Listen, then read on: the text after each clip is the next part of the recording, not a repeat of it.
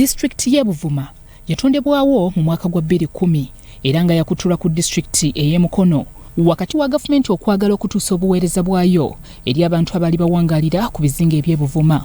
Omulimu omukulu ogukolebwa e Buvuma gwa buvubi olw'okuba nga bali munda mu nnyanja era ng'okutuukayo otambulira ku nnyanja Nalubaale. Emyaka gisukka mu 14 nga gavumenti etutte ettaka ly'abantu b'e Buvuma kyokka okubasasula ebadde tebasasulanga ebbanga lino lyonna ng'ekizibu kyava ku bantu President be yalagira okusasula abantu bano. Olunaku olwaleero President yasindise Minisita omubeezi ow'eby'ettaka Dr. Sam Mayanja, omwabuzi we ku nsonga z'obulyake n'obukenuzi Rebecca Atwini okugenda e Buvuma okulaba nga batereeza embeera eno. Era bano bategeezezza bannabuvuma nti baakusasulwa ensimbi zaabwe zonna ze babanja gavumenti obutasukka nnaku z'omwezi 3 omwezi gwa January ow'omwaka ogwa 2026.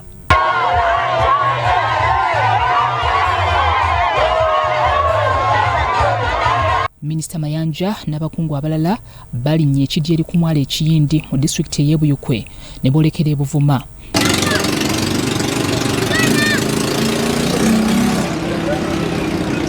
Abatuuze balaze ennaku abamu nga batuuse n'okulemera ku buzindaalo nga baagala okumalayo ebyo ebibanyigiriza emyaka 14 nga tebalina ttaka lyabwe. Tufuuse kibi eri abantu kubanga okuyega abantu tetubagamba muweeyo ebibanja balime. Disitulikiti n'abakozi baayo okusokera ddala be batukoze obubifu abantu ba wansi.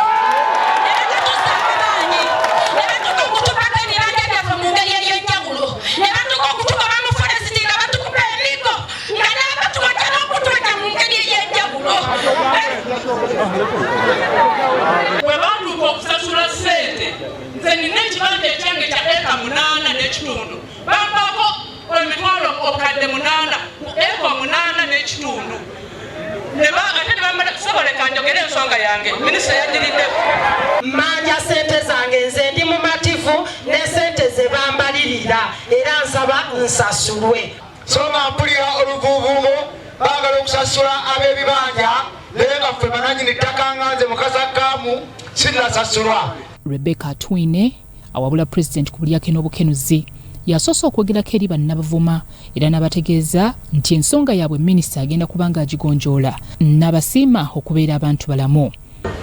Baweereze ssente bazitadde mu Ministry of Agriculture ate luli twamitinga ne Permanent Secretary era n'ettiimu ya Ministry of Agriculture Projects Manager wuno Mutala Suzani abawubireko Mutala Suzani biro bawubireko abantu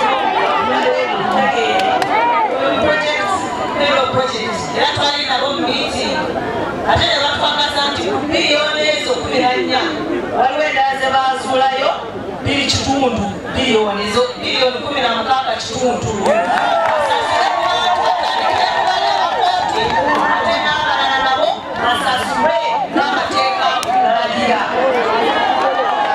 Abakulembeze mu district kussa n'ebyalo ebyasengulwako abantu okubadde ssentebe wa LC ey'okutaano Waiswa Dungu Robert Migadde omubaka akiikirira Buvuma bannyonnyodde ennaku abantu baabwe gye bayitamu.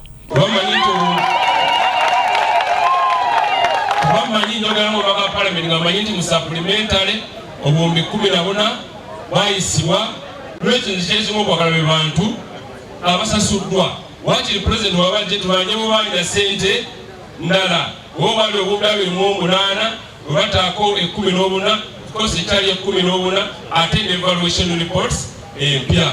So at least titamwe essuubi nti waliwo abasasuddwa. Wabulaze koza mulimu gwange kya minisita ne Kawono n'abamagombola ne basidiwo ne twogera n'abantu ne tugenda ku minisitule e Kampala eya North. Tata mwatulire bana bano kaseera basira wala DC basira ku ofisi yange ne tukwa ne juzira bade ndyawo eyo group gyolaba nga bamajje bazze nga banyumbasiza ipideko. Oluvannyuma Minisita Mayanja awadde ebiragiro President Museveni byamutumye ku nsonga zino.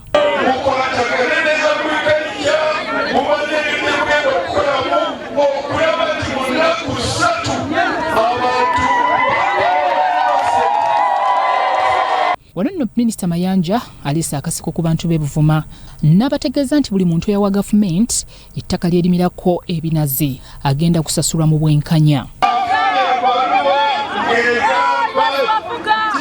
Minister of Finance atadde sente bilioni 14 Minister of Finance atandikirawo okusasula General Yoweri Kaguta Museveni era ng'ono yakwatidde NRM bendera okuvuganya ku ntebe ennene y'okukulembera eggwanga lino. Agenda kubeera mu disitulikiti y'e Buvuma ennaku z'omwezi 3 omwezi ogwa January omwaka 2026 mu kaweefube w'okubeera ng'anoonya obuwagizi obunaamuzza mu kifo ky'okukulembera eggwanga lino.